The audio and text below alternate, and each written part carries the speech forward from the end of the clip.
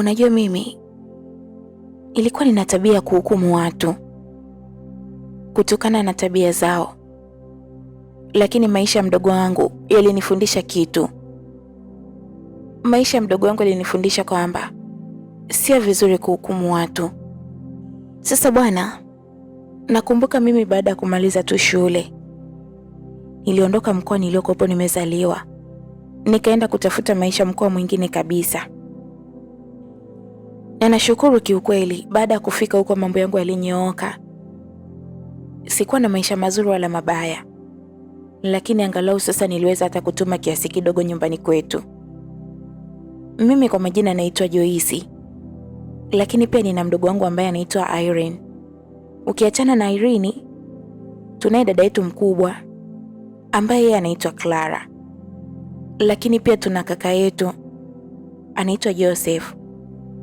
Kiufupi sisi ni familia yenye watu 4 tu, ukiachana na wazazi wetu, na maanisha watoto. Ilikuwa ni familia nzuri sana.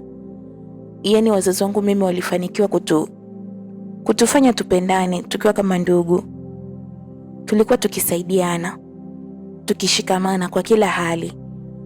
Sasa baada ya kupambana sana kwenye ule mji ambao nilikuwepo, ulifika wakati mimi nikarudi nyumbani kwa ajili ya kusalimia. Na wakati mimi narudi nyumbani, mdogo wetu Irene alikuwa amemaliza kidato cha 4. Kwa hiyo alikuwa nyumbani tu akisubiri matokeo. Mimi na Irene ni ndugu ambao tunapendana sana, ukiachana na ndugu zetu wengine ambao kwa sasa wana maisha yao na wanajitegemea, hawako pale nyumbani. Yaani pale nyumbani kwa Irene peke yake. Sasa bwana, na mimi nilipoenda pale, Irene alifurahi sana. Na kiukweli tulikuwa tukienda hapa na pale. Tulikuwa tukitembea pamoja muda mwingi na tukifanya mambo mengi sana. Sasa nakumbuka siku moja ilikuwa mida ya jioni. Irene aliingia chumbani kwetu akiwa mwenye mawazo sana. Ikabidi nimuulize alikuwa akiwaza nini, kwa sababu hakuwa na amani hata kidogo. Samahani dada, unajua kuna mzee mmoja amekuwa akinisumbua sana, anahitaji mahusiano na mimi, alizungumza mdogo wangu kwa sauti ya huzuni mno. Nikakaa vizuri. Yaani kwamba mzee anakuhitaji wewe kimahusiano? Ni mzee gani huyo? Hauwezi kumfahamu dada, mimi mwenyewe hata sijui anapoishi, lakini nimekuwa nikimuona tu hapa mtaani. Hana hata miezi 6 tokea nianze kumuona, lakini amekuwa akinipatia kauli nyingi sana za vitisho, alizungumza mdogo wangu kwa sauti ya huzuni. Nisikiliza Irene, unajua ni kawaida ya wanaume ndio wako hivyo endapo utamkataa.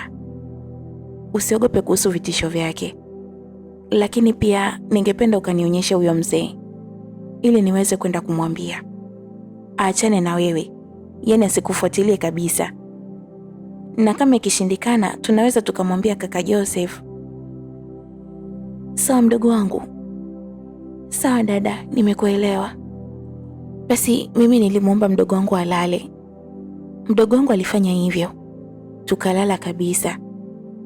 Sasa maisha yaliendelea na ilipita kama wiki moja. Siku moja tulitoka mimi na mdogo wangu Irene, tukaelekea gengeni, lakini ilikuwa ni mida ya jioni. Sasa baada ya kufika pale gengeni, yaani tukiwa tumesimama, umeme ulikatika bahati mbaya. Yaani umeme ulikatika mtaa mzima na kufanya kuwe na giza la ghafla. Kuna mtu mmoja ambaye alikuwa ni mzee, alisogea mpaka pale karibu yetu. Na mimi niliona kama alimsogelea mdogo wangu zaidi, kisha akamshika. Na alikuwa ni kama vile anamnong'oneza jambo. Nilitaka kumsogelea ule mzee, lakini kabla sijafanya hivyo, alikuwa tayari ameshapiga hatua na kuanza kuondoka. Ikabidi nimsogelee mdogo wangu ambaye alikuwa amesimama tu. Vipi Irene, huyu ni nani? Nilimuuliza. Lakini Irene alikuwa ni kama amepagawa fulani hivi. Basi mimi sikutaka kuendelea kumuuliza. Nilipiga hatua za haraka haraka sana, nikawa namfuata yule mzee, lakini kwa bahati mbaya sikufanikiwa kumpata.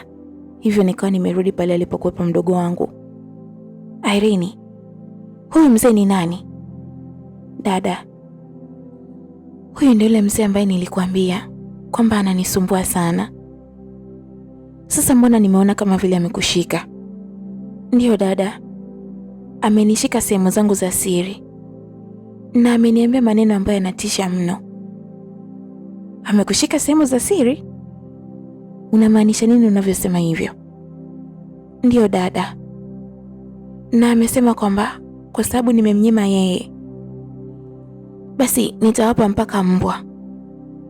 Utawapa mpaka mbwa? Kwani amemaanisha nini kusema hivyo?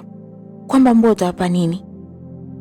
Sielewi dada, lakini kiukweli nimetokea kuogopa, alisema mdogo wangu kwa akianza kulia. Sasa mimi nilimtoa tu wasiwasi. Tukachukua mfuko ambao ulikopo na vitu vyetu tulivyoenda kununua. Ikabidi nimshike mdogo wangu mkono, tukaelekea mpaka nyumbani.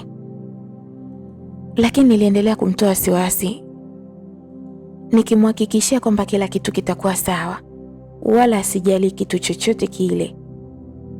Basi maisha yaliendelea, na mdogo wangu alionekana yupo kawaida tu, wala hakuwa na changamoto yoyote. Sasa unajua, ghafla tu mdogo wangu alianza tabia ya uhuni. Inaposema uhuni, unaweza ukahisi hizi tabia tu za kawaida.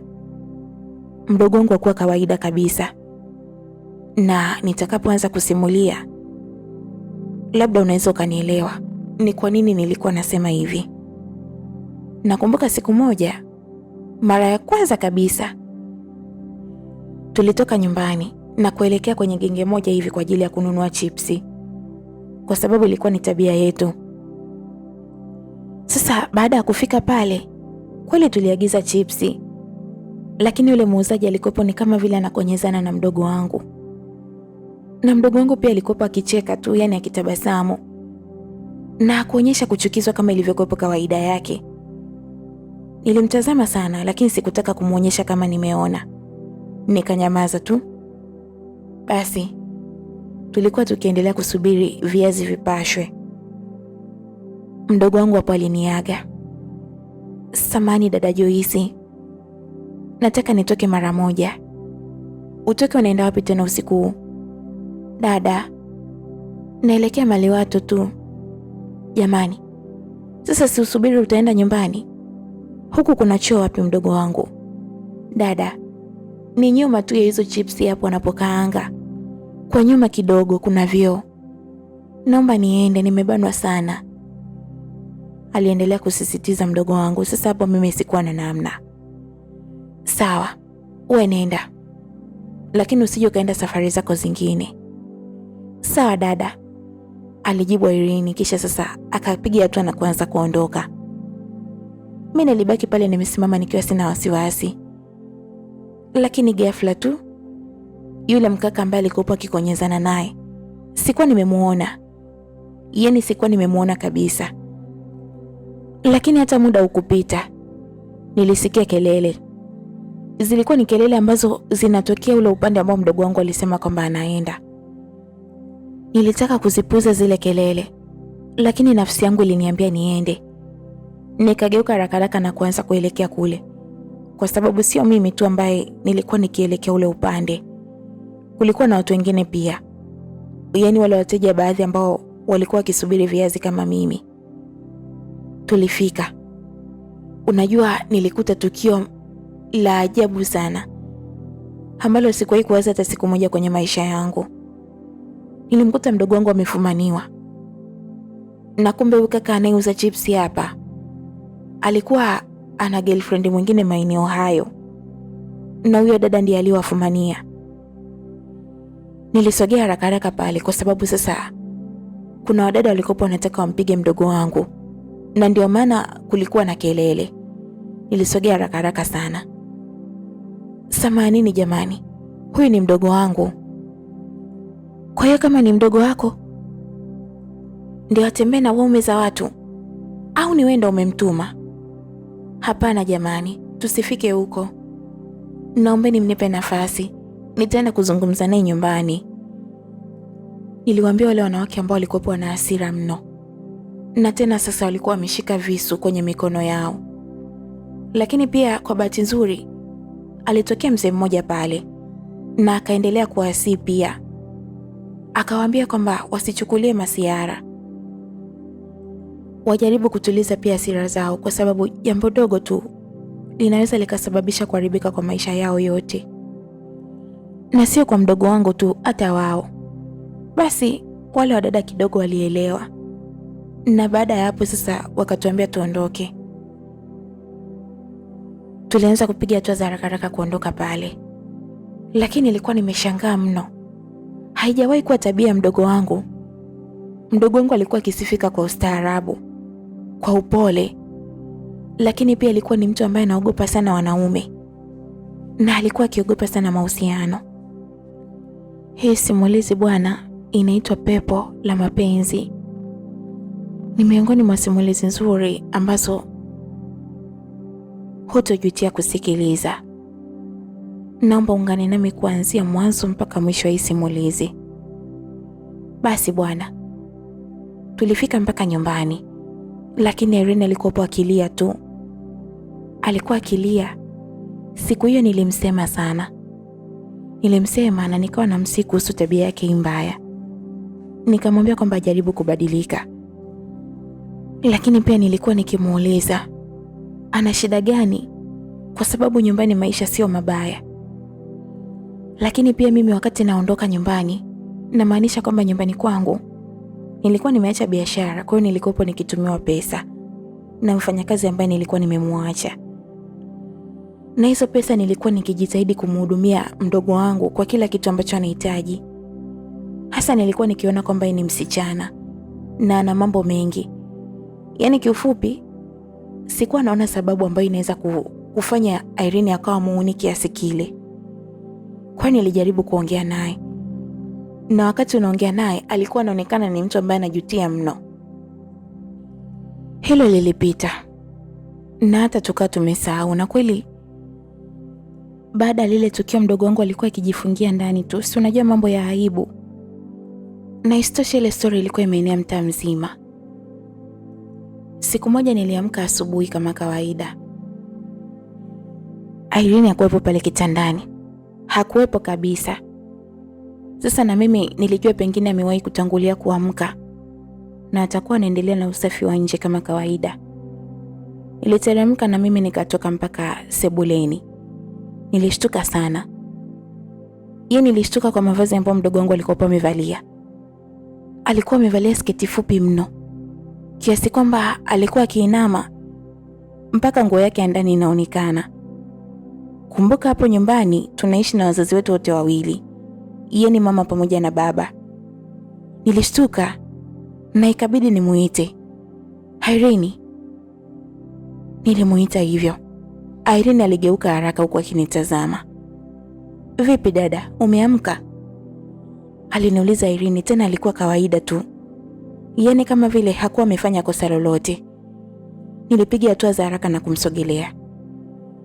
Irene, umevaa mavazi gani hayo? Hivi mfano baba akaamka huko chumbani na akakukuta kwenye hali kama hii, unahisi kwamba ni picha nzuri hiyo? Achana na baba. Sidhani kama mama atapenda kikukuta kwenye hali kama hii, nilimwambia mdogo wangu ambaye aliisha kunitazama tu kwa hasira. Hivi unajua dada Joy, wewe ni mshamba sana. Sasa hapa cha ajabu kipi? Kwani wanaoishi kwenye hii nyumba si wazazi wangu mimi? Ina maana baba yangu anaweza akanitamani mimi? Alizungumza hivyo mdogo wangu, maneno ambayo alishtua mpaka moyo wangu. Irene, kauli gani ambayo unazungumza zito hiyo? Hauoni aibu kusema kauli kama hiyo? Ulitaka nisemaje dada Joy, wakati ndio maana yako kubwa hiyo? Irene, hivi unawezaje kuzungumza kauli kubwa hivyo? Nilikuwa nikimuuliza mdogo wangu. Kwa bahati nzuri au mbaya sasa, mama alitoka chumbani kwake na kuja pale. nasikia mnajibishana. Kuna nini hapa? Aliuliza mama, lakini kabla hata sijamjibu, macho yake yalitoa kwenye mwili wa mtoto wake. Namaanisha mdogo wangu Irene. Mama alishtuka sana baada ya kumuona. Irene, umevaa nini hicho? Mama, nimevaa nguo. Hivi unajisikia kweli unachokizungumza? Ni nguo gani hiyo uliovalia? Vipi kama baba yako akaamka na kukukuta kwenye hali kama hiyo?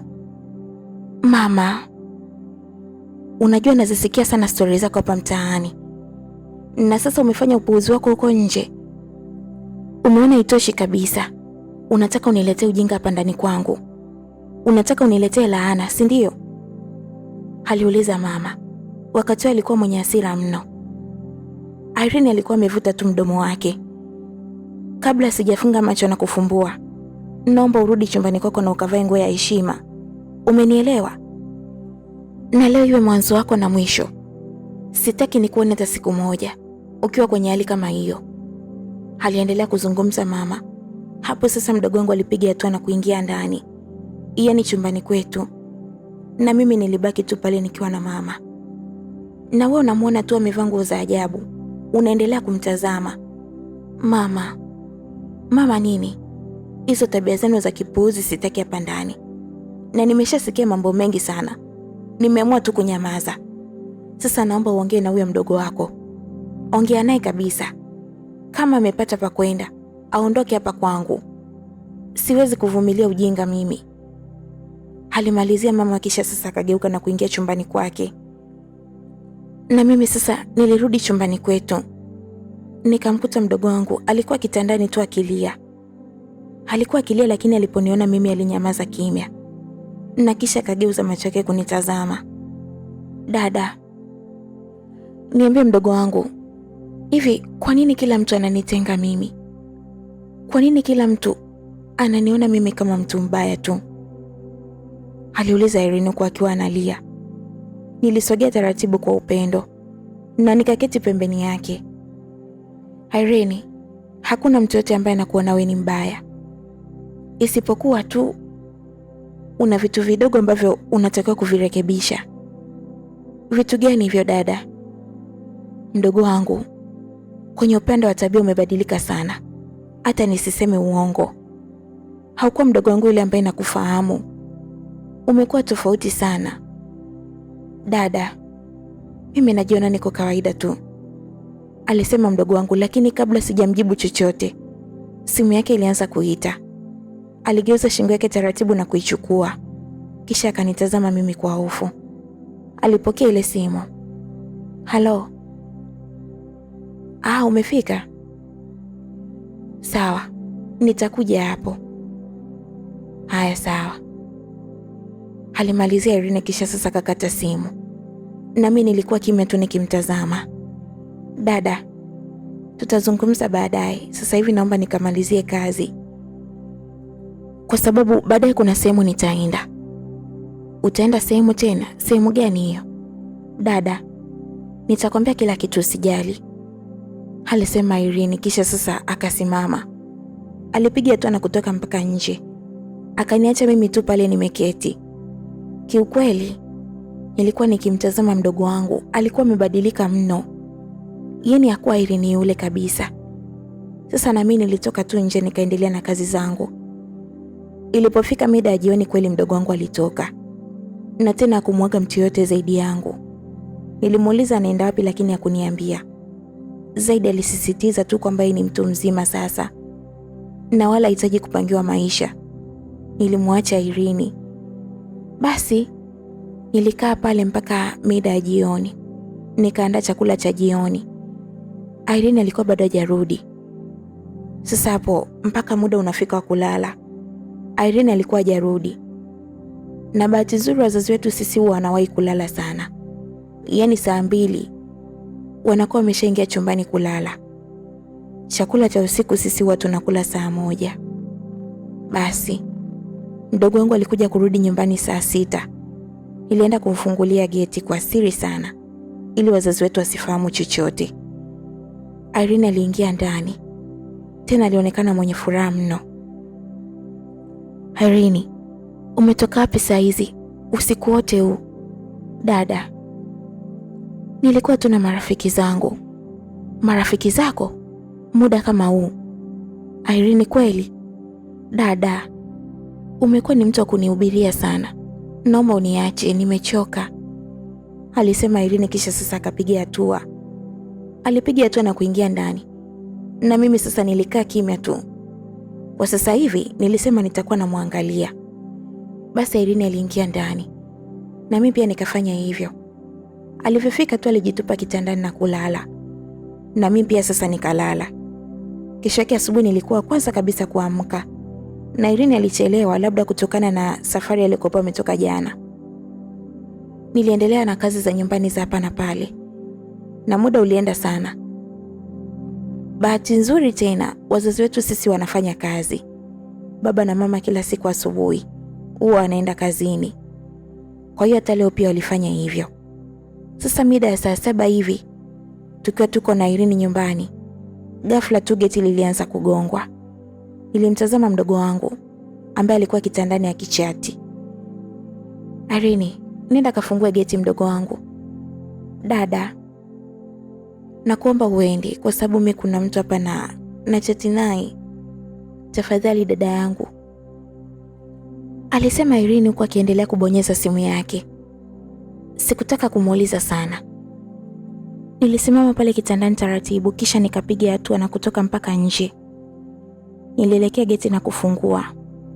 Na baada ya kufungua sasa, niliwaona watu ambao siwafahamu. Walikuwa ni wanawake watatu ambao walionekana wenye hasira sana. Irene, tumemkuta? Aliuliza mwanamke mmoja wapo kati ya wale watatu. Na tena alionekana mwenye hasira mno. Nikawatazama wote kwa zamu. Samahani, nyie ni kina nani? Niliwauliza. Unatuuliza sisi ni kina nani? Ukitaka kufahamu sisi ni kina nani, kamtoe kwanza huyo mbwa, mwizi wa waume za watu, na kisha ndio utafahamu sisi ni kina nani, alijibu ule mwanamke. Kwanza tunachelewesha nini? Tuingieni ndani tumtoe, tumfundishe adabu, alisema mwanamke mwingine. Hapo sasa ilibidi niwe mkali. Sasa sikilizeni, hapa mko kwenye himaya yetu. Inamaanisha kwamba hapa ni nyumbani kwetu. Njia mliotumia kujia, naomba mtumie kuondoka kabla sijawapigia kelele za mwizi. Unatutishia? Eti unasema waizi? Sisi na huyo mdogo wako ni mwizi? Yes, ndo mwizi ambaye anaiba waume za watu. Na nakwambia hivi, sisi tunaondoka. Lakini mwambia Irene, hii dunia ndogo sana. Hii dunia ni ndogo sana. Na mwambie kingine, aachane na mume wangu kwa sababu hajui huyu mwanaume nimemtoa wapi. Shoga, alafu mwambie wanaume wengine hawaibiwi. Acheze wanaume wengine wote, lakini achane na shemeji yetu. Umesikia? Alisema mwanamke mwingine tena. Basi mimi niliwafukuza tu pale. Wale wanawake waliondoka. Nilitafakari kwa muda kisha nikapiga hatua na kurudi ndani. Irene alikuwa amesimama akichungulia dirishani. Dada, kina nani hao? Irene, ni mara ngapi nimekuambia ubadilishe tabia yako? Tabia gani dada? Hivi ina maana unajiona uko sawa tu? Mpaka sasa uone kama unakosea Irene. Unajua walokufuata ni kina nani? Nilimuuliza mdogo wangu. Alitikisa kichwa kwamba afahamu. Irene, au waliokuja hapa sijui ni wanawake gani huko wa mama. Yaani mishangingi kabisa ile inaonekana. Na wamesema kwamba uachane na mume wao. Irene, hivi unataka kufa ukiwa unajiona? Na kuuliza mdogo wangu, hivi kwani wewe una uhuni wa aina gani jamani? Wanaume wote wa mtaa, wanaume wote Irene ni wakwako? Dada, hapo ndo unaponikera mimi. Unapenda sana kusikiliza maneno ya watu. Irene, Joyce, nimechoka maneno yako. Na kama unaona mimi nikikaa huku ndani na faidi, basi ngoja nikuache ukae mwenyewe. alisema mdogo wangu, kisha akateremka pale kitandani. Alichukua simu yake tu na kutoka nayo nje. Nilibaki nikimtazama. Nilikosa kabisa cha kusema. Lakini mimi, wakati naendelea kutafakari pale, kuna kumbukumbu ilinijia kichwani. Nilikumbuka ile siku ambayo mdogo wangu alishikwa na ule mzee sehemu zake za siri. Na mdogo wangu akaniambia maneno kwamba ule mzee amemwambia kama anamkataa yeye, basi atawapa mpaka mbwa. Na sasa ndo nilipata jibu. Nilielewa ule mzee alikuwa akimaanisha nini. Nikapata wazo. Nilisimama nikatoka mpaka kule sebuleni. Mdogo wangu alikuwa akiendelea kuchezea simu yake. Niliketi pembeni yake. Irene, mdogo wangu, tafadhali, naomba tuzungumze, ni muhimu sana, nilimwambia Irene, ambaye alinitazama tu bila kujibu chochote. Irene, hivi unakumbuka yule mzee ambaye alikushika siku ile tukiwa pale gengeni? Nilimuuliza Irene. Alikuwa akinitazama tu. Unakumbuka mdogo wangu? Kuna nini kwani? Mbona unaniuliza hilo swali? Aliniuliza Irene. Tena alionekana kama swali langu lilimchukiza mno. Irene, unakumbuka ile maneno aliyokuambia yule mzee? Mimi nahisi kama yule mzee amekuroga, nilimwambia mdogo wangu, lakini ghafla alianza kucheka. Aliangua kicheko cha nguvu. Unajua una vituko sana Joyce. Una vituko sana dada yangu.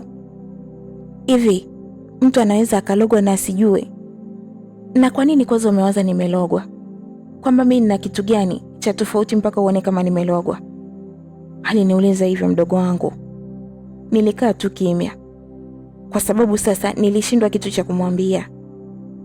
Irene alisimama na kunisemesha kitu kingine chochote kile. Alifungua mlango na kuondoka. Safari hata kuingia ndani. Aliondoka kabisa pale nyumbani. Na mimi nikabaki mwenyewe. Kiukweli muda ulienda. Na ilipofika muda wa usiku Irene alirudi. Licha ya kwamba mimi nilikuwa ni dada, lakini nilimwomba tu mdogo wangu msamaha. Nikamwambia kwamba anisamehe sana. Lakini katika kumwazia tu mema, nilimwomba Irene pale msamaha na akawa amenielewa. Siku hiyo iliisha na ikapita kabisa. Kiufupi siku ziliendelea kwenda.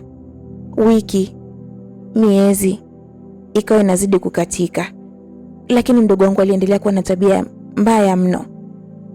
Nakumbuka siku moja mama alituagiza sokoni kabisa.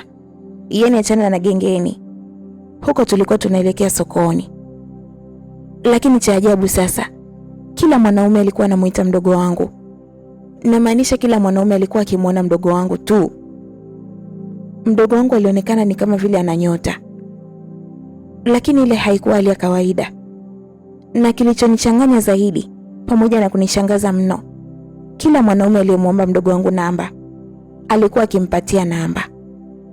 Nilijaribu kulalamika sana wakati wa kurudi, lakini kauli za mdogo wangu zilikuwa ni zile zile, kwamba mimi ni mshamba. Mdogo wangu alifika hatua kwa siku anaweza kalala na wanaume 10. Yaani wanaume 10 kwa siku moja. Nilikuwa nikijiuliza sana kuhusu hiyo hali. Na ilikuwa ukitaka ugombane naye, basi ujaribu kumuuliza kuhusu mwenendo wake. Alikuwa anabadilika na kuwa mkali mno. Wake za watu alikuwa akimchukia mdogo wangu, kwa sababu kwanza alikuwa na upepo wa wanaume. Yaani mwanaume yote ambaye atamuona lazima tu atokee kumpenda. Na siwezi kusema kumpenda, lazima atokee kumtamani, kwa sababu alikuwa akiishia tu kulala naye na kumuacha. Sasa bwana, ile hali ilikuwa inaniumiza. Lakini pia nilikuwa naona aibu kumshirikisha mama. Mama alikuwa akisikia tu hadithi za juu bila shaka. Lakini mimi nilikuwa naelewa. Hilo lilikuwa ni tatizo kubwa mno. Sasa nina rafiki yangu mmoja. Huyu ni rafiki yangu ambaye tulisoma naye shule moja ya msingi. Anaitwa Bite. Siku moja nilienda kwa Bite nyumbani kwake. Lakini Bite sasa alinidaka kwa maneno. Unajua Joyce, Bora leo umekuja shoga yangu, kwa sababu kuna hadithi zinaenea hapa mtaani na nashindwa kabisa kuelewa. Hadithi gani? Mwenzangu, ni kuhusu mdogo wako. Mdogo wako amekuwa star wa mtaa. Kila unapopita habari zake. Aliniambia hivyo rafiki yangu. Kiukweli nilikuwa naona hata aibu. Nikamtazama tu kwa muda. Pengine ni kipindi cha ujana na akili za kitoto tu zinamsumbua. Una uhakika? Aliniuliza hivyo tena Bite. Nikanyamaza sasa. Nilinyamaza kwa muda lakini nikamjibu. Unajua mimi wasipendi kabisa kuongelea hizo habari. Kwa sababu ambaye tunamzungumzia hapa ni ndugu yangu wa damu kabisa. Kwa hiyo tukiendelea kumzungumzia najikuta moyo wangu ukiuma. Naomba tuachane na hizo habari. Hapana, mimi mpaka nakuuliza. Ninayo maana yangu kubwa sana. Hivi, unajua kama kuna mzee ambaye ana tabia ya kutongoza wasichana na atakaye mkataa tu anamtupia pepo chafu, pepo la uhuni. Na ndio maana niliposikia stori za mdogo wako nikaona hapana, pengine ameshakutana naye. Aliniambia hivyo rafiki yangu, kauli ambayo ilinishtua mno. Nikakaa vizuri. Huyo mzee unamfahamu? Nilikuwa namfahamu. Na mimi pia alishawahi kunifanyia hicho kitu. Lakini mimi namshukuru Mungu kwa kweli. Baada ya kunifanyia tu hivyo, nilirudi hapa nyumbani na kumhadithia dada. Uzuri dada pia alikuwa ameshasikia stori zake. Alichokifanya dada, alienda kunitafutia majani ya mkunazi. Akanipatia nioge. Yaani kisheria inatakiwa kisha kushika tu pale uoge na hayo majani. Na baada ya hapo hiyo hali inakuwa imeisha kabisa. Lakini usipofanya hivyo lazima upatwe na hilo pepo. Alimalizia kusema hivyo rafiki yangu. Hapo sasa nilijua kwamba kuna shida na sio shida ndogo. Nilikaa tu kimya. Vipi kwani? Naye alikutana naye? Aliniuliza vile. Kiukweli mimi sifahamu. Sijui chochote. Ninachojua mimi mdogo wangu ghafla tu ameanza kuwa hivyo. Sasa kama ni tabia ya uhuni na maana angekuwa nayo tangu mwanzo. Hiyo sio hali ya kawaida. Pengine naye alishakutana na ule mzee. Samahani, kwani huyo mzee anaishi mtaa huu? Hapana. Huwa haishi hapa. Hakuna anayejua anapoishi. Huwa anatembea kila mtaa tu na kuharibu mabinti wadogo. Sidhani kama kuna mtu yote anayefahamu sehemu ambayo anaishi. Alinijibu hivyo rafiki yangu. Nilikosa cha kusema, sasa nikawa kimya. Lakini usichoke. Unachotakiwa kufanya sasa hivi ni kuchunguza. Chunguza kwa umakini sana nyendo za mdogo wako. Na kadri utakavyozidi kuwa karibu naye, ndipo utakapoweza kumsaidia. Umesikia rafiki yangu? Sawa, nimekuelewa. Nilimjibu tu hivyo Bite. Basi, nilikaa tu kidogo pale kisha nikamuaga. Nilimwaga na kurudi nyumbani. Na baada ya kurudi tu nilimuita mama na kumuelezea. Lakini cha ajabu nilipomwambia mama yangu, alisema kwamba hataki kusikia chochote kuhusu huyo mtoto kwa sababu yeye ameshamshinda kabisa. Mama alinijibu, asiyefunzwa na mamaye atafunzwa na ulimwengu. Kisha akasimama na kuondoka. Aliondoka mama na kuingia chumbani kwake. Mimi nilirudi chumbani ambako mdogo wangu sasa alikuwa amelala. Nilimtazama kwa huruma sana. Nilianza kuwaza sasa kwamba nafanya nini kumsaidia, kumuondoa ile pepo ambalo alikuwa amevikwa. Sasa bwana, siku moja usiku tukiwa tumelala, ghafla tu nilianza kusikia mtu akizungumza. Mara ya kwanza nilihisi ni ndoto, lakini kadri nilivyozidi kukaa ndo niligundua kwamba ile haikuwa ndoto. Nikajitahidi taratibu kufumbua macho yangu. Nilifumbua macho na kutazama. Niligeuza shingo pembeni. Irene alikuwa amelala, lakini alikuwa akiendelea kuzungumza. Yaani amefumba macho lakini anazungumza. Alikuwa akizungumza kwa sauti ya chini. Yaani baada ya mimi kuamka sasa, sauti yake ilikuwa ya chini. Nilisogea taratibu mpaka karibu yake zaidi ili niweze kumsikiliza maneno aliyokuwa akiyasema. Nimekuelewa. Nimekuelewa mume wangu, na niko tayari kufanya chochote kile. Ndiyo, wanaonitaka ni wengi. Mfano, kesho kuna wanaume 5 wanaotaka kuonana na mimi. Hata mimi pia lazima niwakubali wote. Niko tayari. Niko tayari kwa kila kitu. Nitafanya kile ambacho nakisema. Sawa. Sawa. Nitafanya hivyo. Alikuwa akizungumza mdogo wangu hayo maneno. Sasa mimi niligeuza shingo na kutazama kwa makini. Nilianza kukagua kile chumba. Sikuona mtu. Ikabidi niteremke mpaka chini. Nikasogea mpaka ilipokuwa swichi na kuwasha. Yaani iliwasha taa. Lakini chumba kilikuwa cheupe. Na mdogo wangu alikuwa akiendelea tu kuzungumza. Alikuwa akizungumza ni kama anazungumza na mtu. Lakini huyo mtu sikuweza kumuona. Nilirudi pale kitandani huku nikiendelea kutafakari zile kauli ambazo nimezisikia kutoka kwake. Eti ni kwamba mume wangu anatamka kauli mume wangu. Na mara kwamba kuna wanaume ambao kesho wanataka kuonana naye. Kwamba ni lazima aonane nao. Yalikuwa ni maneno ambayo yalinichanganya mno kiukweli. Nikabaki namtazama pale. Nilijaribu kumwamsha lakini sikufanikiwa. Hakuweza kuamka, alikuwa yuko kwenye dimbwi la usingizi. Na baada ya dakika kadhaa tu alianza kukoroma. Kumaanisha kwamba alilala kabisa. Mimi nilikosa usingizi. Nikateremka taratibu na kwenda mpaka chumbani kwa wazazi wangu. Nilianza kugonga mlango. Niligonga na baada ya muda kidogo alitoka baba. Baba, samahani. Bila samahani mwanangu. Vipi? Mbona usiku sana, kuna nini? Baba, naomba kuzungumza na mama. Mama yako amelala. Baba, ni muhimu sana. Tafadhali muamshe. Baba alinitazama kuanzia juu mpaka chini. Sawa, ngoja nikuamshie, alisema baba, kisha sasa akarudi chumbani kwao. Na hazikupita dakika nyingi sana, mama alitoka na kusimama pale mlangoni. Mwanangu, mbona usiku sana? Mama, tunaweza tukazungumza? Ndiyo, zungumza tu na kusikia. Twende pale pembeni kidogo mama, nilimwambia mama yangu. Alinitazama kwa muda, akaanza kupiga hatua sasa na mimi nikiwa nyuma yake. Tulisogea mpaka sebuleni, tukaketi kabisa. Mama, unajua kama Irene ana tatizo kubwa sana. Tatizo gani? Wewe kila siku unazungumzia tu kuhusu huyo mtoto. Nimeshakwambia kwamba asikuumize kichwa.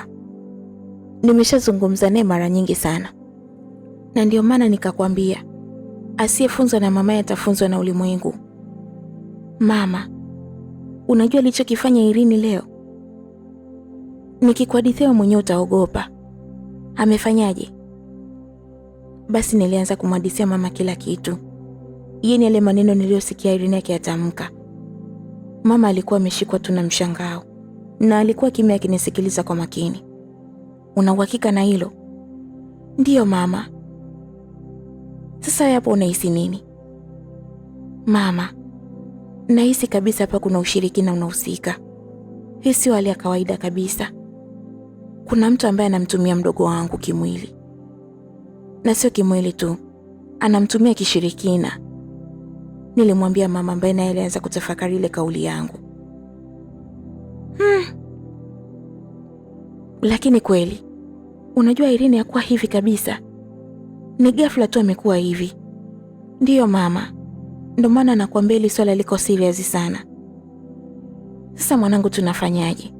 Kwa sababu kama ni kuongea naye tumeshaongea naye sana. Mama, unaonaje kama tukawaita kaka na dada wakaja hapa na tukajadiliana nao wakajua cha kufanya? Kuhusu kaka yako yuko busy sana. Na unajua hata juzi amenipigia simu kwamba hata hayuko hapa. Amesafiri nje kikazi. Labda tuwaite dada zako, wao wanaweza wakalishughulikia hilo. Sawa mama.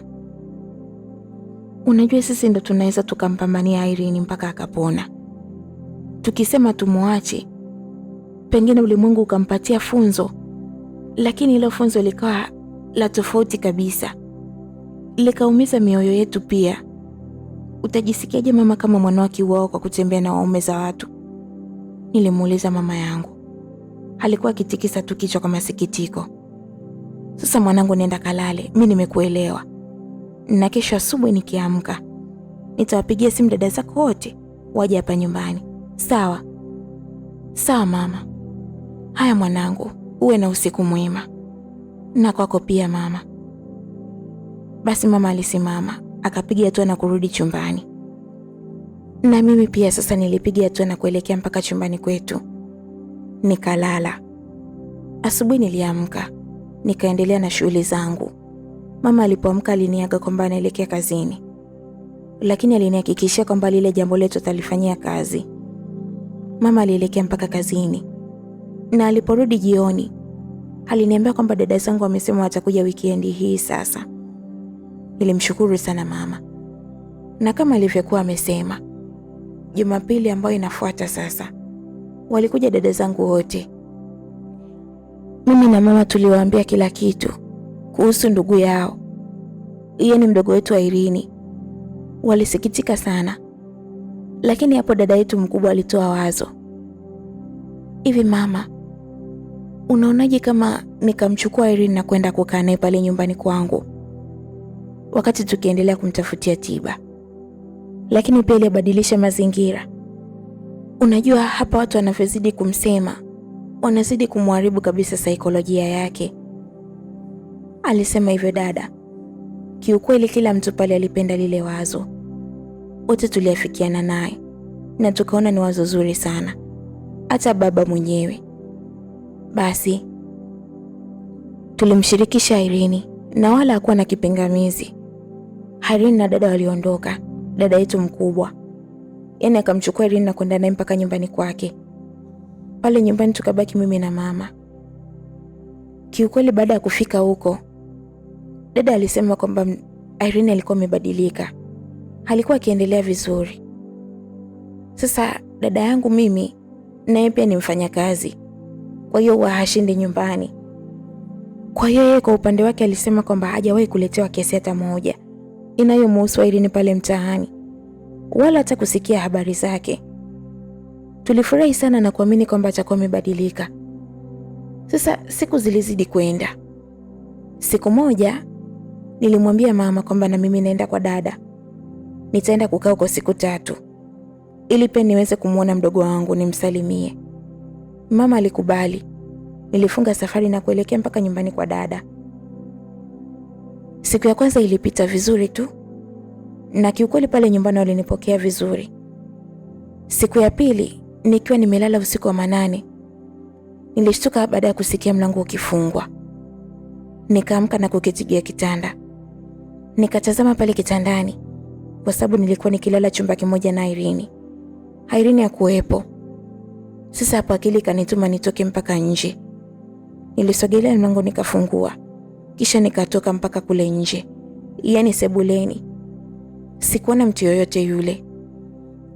Akili zangu zikanituma kwamba nitoke nje kabisa. Na nilipata hiyo akili baada ya kuona mlango wa sitting room ukiwa upo wazi. Nilipiga hatua za haraka na kutoka mpaka nje. Huwezi kuamini, nilimkuta Irene akiwa yuko na shemeji yetu. Yeye ni mume wa dada yetu. Walishtuka sana baada ya kuniona. Irene? Nilimuuliza mdogo wangu nikiwa nimepigwa na mshangao. Irene alikuwa akipandisha nguo yake tu kwa aibu. Kisha akaanza kupiga hatua za haraka kukimbilia ndani. Alikimbia ndani na kuingia mpaka chumbani kwetu. Nilibaki nikimtazama shemeji ambaye naye alikuwa akinitazama kwa aibu. Shemeji, ulikuwa unafanya nini hapa? Nilimuuliza shemeji yangu. Alikuwa akicheka tu kwa aibu. Kisha naye akanipita pale na kurudi mpaka ndani. Hapo sasa nikajua kwamba mdogo wangu alikuwa hajapona. Nilikosa raha na kuwaza endapo dada yetu atafahamu hili jambo, itakuwaje? Nilirudi mpaka chumbani. Nikamkuta Irene amelala. Nilianza kumtingisha Irene. Irene aliamka. Irene, ina maana ndo tumefikia huku sasa? Nilimuuliza Irene. Alikuwa akilia tu. Alikuwa akiendelea kulia pale kitandani. Tafadhali dada, naomba unisamehe sana, ni shetani tu alinipitia. Irene, shetani anakupitia kwa dada yetu kweli? Huyu si mume wa dada yako wewe? Dada kabisa wa tumbo moja. Haukuona aibu? Haukuona kinyaa pia? Dada, tafadhali sana naomba unisamehe. Usije ukamwambia dada, ataniua. Nimekuchoka hizo tabia zako. Natamani hata ufe. Nilimwambia Irene, lakini ilikuwa ni kauli ya uchungu. Nilikuwa nikimwambia huku nikilia. Kwa nini kila siku ni wewe tu? Umekuwa mwiba kwenye familia yetu. Kwa nini?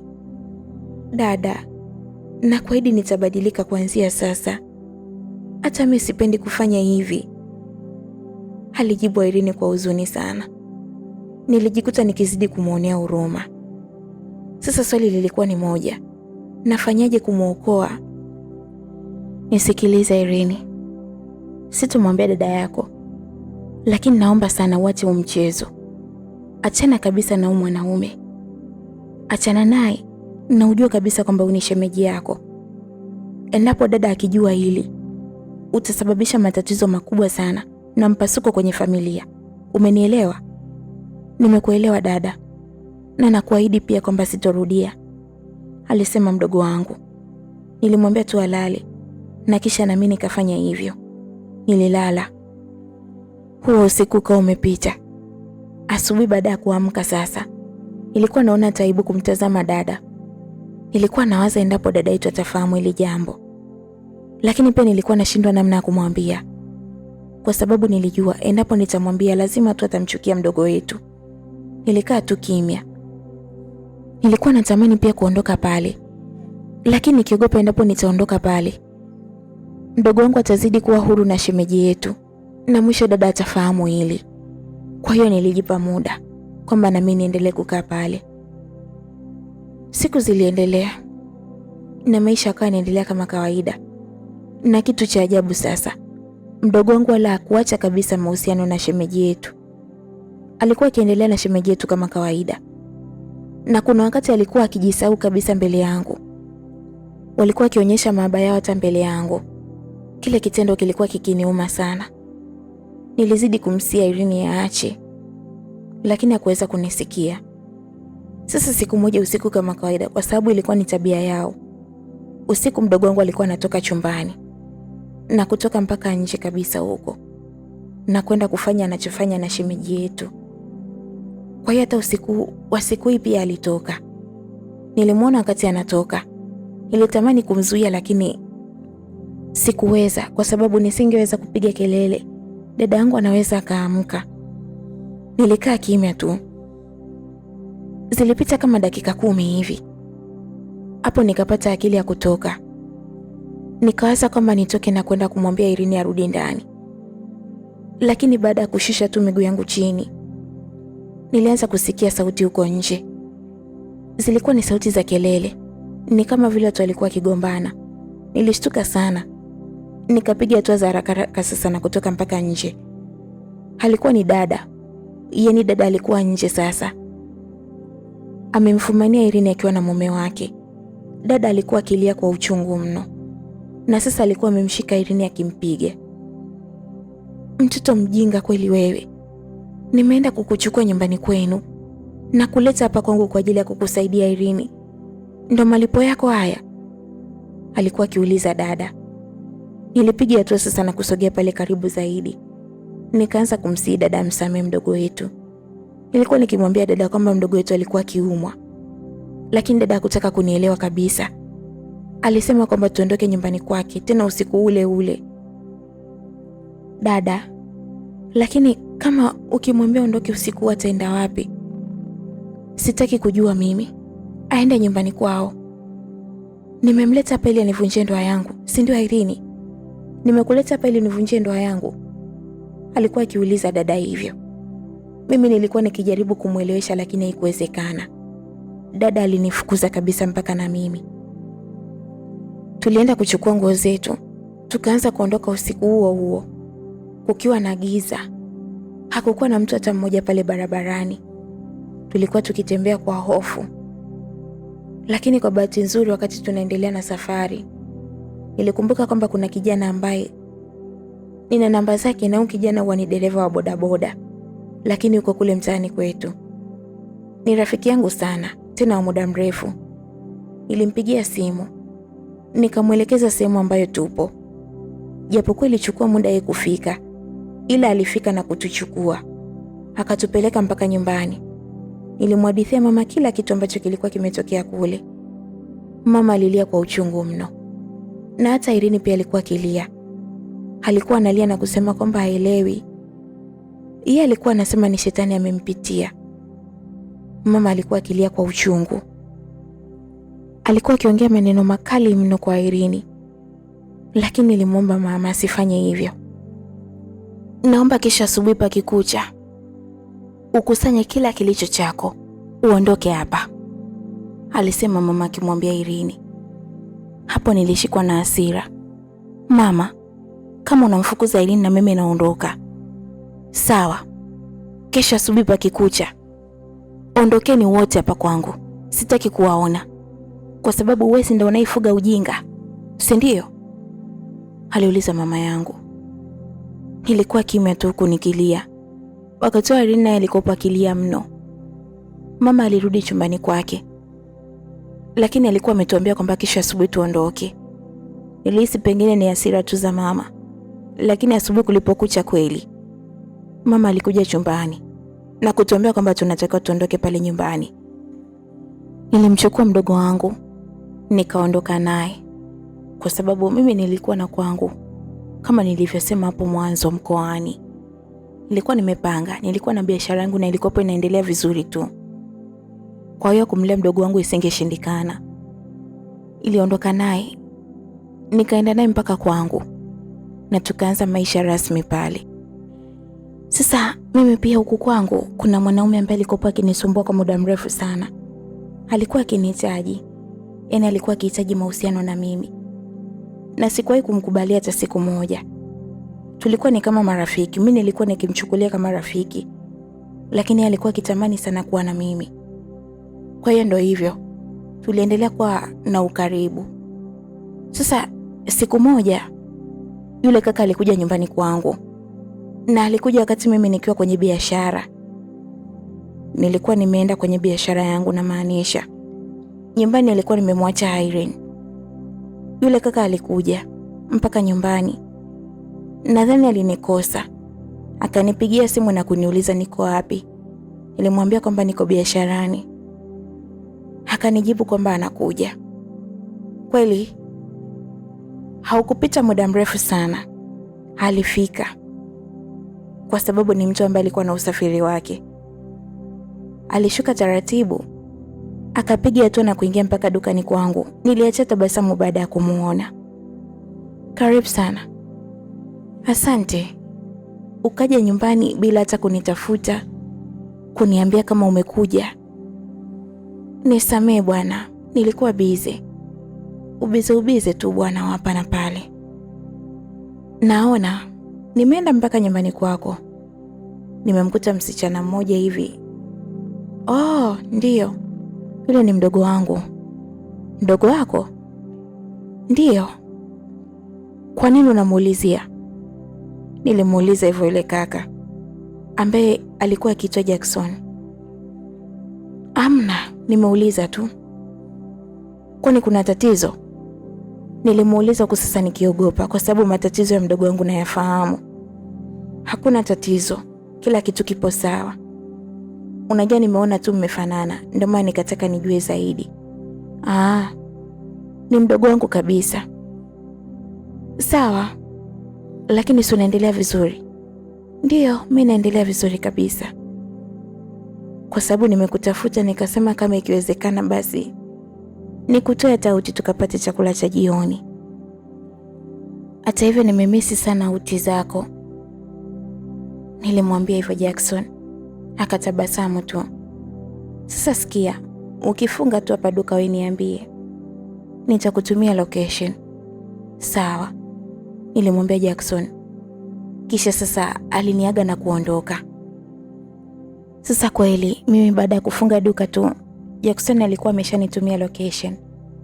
Kwa hiyo nilienda mpaka kwenye mgahawa ambao alikuwepo. Tukaanza kupata chakula cha usiku kwa pamoja. Lakini Jackson sasa aliniuliza swali, kwa sababu tulikuwa tukipiga hadithi za hapa na pale. Hivi ulisema ule ni mdogo wako? Ndiyo, mdogo wangu kabisa. Yaani baba mmoja mama mmoja. Namaanisha kwamba tumbo moja. Oh, ni vizuri sana. Unajua ni mrembo kama wewe, alisema Jackson. Basi hapo nikacheka. Oh, sasa nilikuwa naomba nikuulize kama utojali, alisema Jackson. Hapo sasa nilijikuta hata uso wangu ukibadilika, kwa sababu nilijua kabisa lazima kuna shida. Tena na namna ambavyo namfahamu Irene, lazima tu atakuwa ameshaharibu. Nikamtazama Jackson kisha nikatabasamu kwa mbali. Nieleze tu chochote Jackson, na kusikiliza. Unajua nini? Sisemi kwa ubaya, wala sio kwamba nataka nikuvunjie heshima yako au ya mdogo wako. Lakini leo nilipofika pale nyumbani, niliona kabisa kwamba mdogo wako hayuko sawa. Hakuwa sawa hata kidogo. Alisema hivyo Jackson, tena alionekana hana mzaa hata kidogo. Alionekana anamaanisha kabisa anachokizungumza. Nikajifanya kushtuka kwamba sielewi. Hayuko sawa? Kivipi yani? Ndio hivyo. Unajua, nimefika tu pale. Samahani, sisemi kuwagombanisha, lakini nataka tumsaidie kwa pamoja, aliendelea kusema Jackson. Unajua Jackson, matatizo ya ndugu yangu mimi nayajua, nayafahamu vizuri sana. Wewe niambie tu chochote, wala siwezi kuchukia, siwezi kukufikiria vibaya. Sawa, ipo hivi. Nilienda pale nyumbani kukuulizia. Nikamkuta yeye. Baada ya kumuuliza pale getini, alisema kwamba wewe upo ndani. Na mimi nikaingia. Sasa aliniambia kwamba anaenda kukuita. Hivyo mimi nikawa sebuleni, na yeye akaingia chumbani. Cha ajabu sasa, baada ya muda kidogo alitoka akiwa yuko na nguo za ndani tu. Alisema hivyo Jackson. Unajua nilishtuka, nikaona na aibu, kwa sababu Jackson ni mwanaume ambaye namheshimu sana. Licha ya kwamba mimi naye tumekaa kwenye urafiki kwa muda mrefu, lakini siwezi kufanya kitu kama hicho. Lakini mdogo wangu ameweza. Jackson aliendelea. Kilichofanya nione kwamba hayuko sawa, mimi ndo mara ya kwanza ananiona, lakini pia pili ajui mimi ni nani kwako. Lakini ameweza kufanya kitu kama hicho. Ndio maana nikahisi kabisa kwamba hayuko sawa, alisema Jackson. Nilihisi machozi yakinilengalenga. Unajua ni mdogo wangu, bora hata angekopa anazungumzwa mtu baki. Niliona aibu ambayo sijawahi kuiona toka nimezaliwa pengine. Nikakaa kimya tu. Lakini unajua ni nini? Naomba uniambie kama kuna kitu ambacho tunaweza tukafanya kumsaidia, alisema Jackson. Nilishindwa kujizuia, machozi sasa yakawa yananitoka. Na kiukweli nilimweleza Jackson kila kitu. Yaani kila kitu, kuanzia chanzo cha tatizo mpaka hapa ambako tumefikia. Jackson alisikitika na akaniambia kwamba tatizo langu litaisha. Kuna mtu ambaye anaweza akakusaidia ile tatizo, na likaondoka kabisa. Kuna mzee mmoja ambaye mimi namfahamu. Sijawahi kujua kama yule mzee ni mganga moja kwa moja, lakini nimekuwa nikiona tu akisaidia watu magonjwa sugu pamoja na magonjwa ya kishirikina. Yaani yeye anatibu tu magonjwa ya kawaida haya ya kidunia pamoja na magonjwa ya kishirikina. Kwa hiyo kama ugonjwa wa mdogo wako umetokana na ushirikina, bila shaka naweza akautibu, alisema hivyo Jackson. Nilimshukuru sana na nikamwomba kweli anisaidie, kwa sababu sasa imefikia mpaka ndugu ametutenga. kutokana na tabia za mdogo wangu, na mimi ndo mtu pekee ambaye nimebaki kwenye maisha yake, ambaye namuelewa vizuri na nimeweza kukubali tatizo lake. Basi tulimaliza kula pale, na kama alivyoahidi Jackson, kesho yake mapema sana alinitafuta na kuniambia kwamba ameshazungumza na rafiki yake na amemwomba kwamba tupeleke kwa yule mzee. Nilimchukua mdogo wangu Irene kisha tukaenda kuonana na Jackson. Kwa kutumia usafiri wake, akiwa pamoja na rafiki yake, tulielekea mpaka kwa huyo mzee na tulimwelezea yule mzee kila kitu. Alisikitika sana, kisha akasema, mdogo wenu ametupiwa pepo. Ni pepo la mapenzi, pepo lichafu, lakini pia amefunga ndoa ya kichawi.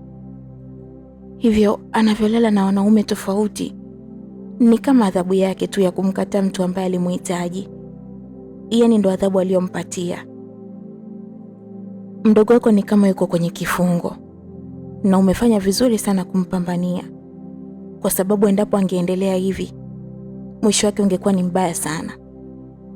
Lakini pia kama ungechelewa kidogo, hata wewe pia ungemchukia, kwa sababu angekutenganisha hata na watu ambao ulikuwa unaaminiana nao sana, alisema yule mzee. Nilimtazama mdogo wangu ambaye alikuwa amekaa tu hapo, alikuwa akilia. Basi yule mzee alianza kumtibu, alianza kumfanyia anavyojua yeye, na baada ya muda sasa mdogo wangu alianza kuwa sawa. Nilimshukuru yule mzee, tukaondoka na kurudi naye mpaka nyumbani. Lakini kuanzia pale nilianza kuona mabadiliko makubwa sana kwa Irene. Irene alibadilika na kurudi kuwa kama mwanzo. Alikuwa binti mwema kama alivyokuwepo mwanzoni, lakini pia alirudia kuwa na ile heshima yake. Niliwatafuta ndugu zangu pamoja na wazazi, nikawaeleza kuhusu mabadiliko ya Irene. Nikawaambia kwamba Irene amepona. Hakuna mtu ambaye aliweza kuniamini kirahisi, lakini sasa baada ya kuhakikishia sana, baba na mama walisema kwamba Irene arudi nyumbani. Kwa hiyo nilimchukua Irene na kumrudisha mpaka nyumbani. Walipokaa naye kweli hata wao waliona mabadiliko, na kwa sababu hiyo pia hata dada yangu aliamua kumsamehe, japokuwa undugu wao kuweza kuwa kama zamani. Lakini mpaka hapa tunavyozungumza, Irene aliolewa na anao watoto wake, na ametulia kabisa kwenye ndoa yake na mume wake, na maisha yake yanaendelea kama kawaida. Lakini hata mimi nilijifunza kwamba sio kila mtu anayebadilika anabadilika kwa matakwa yake. Wengine, unajua hii dunia ina mambo mengi sana, na kuna watu tu wameumbwa kwa ajili ya kuharibu maisha ya wengine. Unaweza ukakaa unamlaumu mtu mienendo yake, lakini kumbe sio yeye. Yeye wala afahamu chochote ambacho anakifanya. Ni wewe ndio unatakiwa kumshika mkono. Usiwe unamkatia mtu tamaa mapema kabla ya kufanya juhudi za kumuondoa kwa kitu ambacho anakifanya. Na ndo mwisho wa simulizi. Mimi funzo nililolipata na nilichopenda ni Joyce alipoamua kuwa na ndugu yake bega kwa bega, licha ya kwamba kila mtu alionekana kutokumuelewa, lakini yeye alielewa na kukubali udhaifu wa ndugu yake. Ulikuwa nami mwandishi na msimuliaji wa simulizi Mami Maud, ambaye utanipata kwa nambari za simu 0753056995. Mwisho wa simulizi ni mwanzo wa simulizi nyingine. Till next time, bye.